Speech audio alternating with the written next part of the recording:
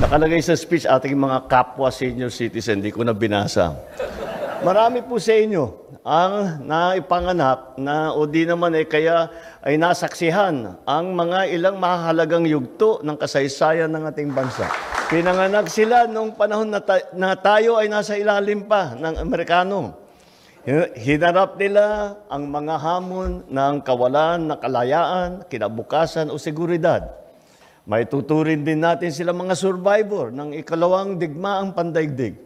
Dahil hindi lamang nila ito pinagdaanan, matagumpay po sila na nalagpasan.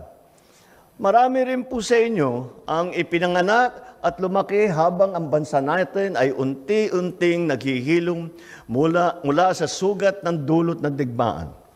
Naging saksi kayo sa tagumpay at pagsisikap ng maraming administrasyon na paunlarin ang ating bayan.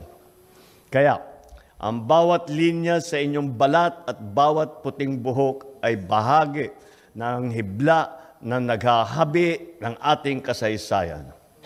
Mga kababayan, tayo po ay narito ngayon upang magbigay pugay sa ating mga nakakatanda.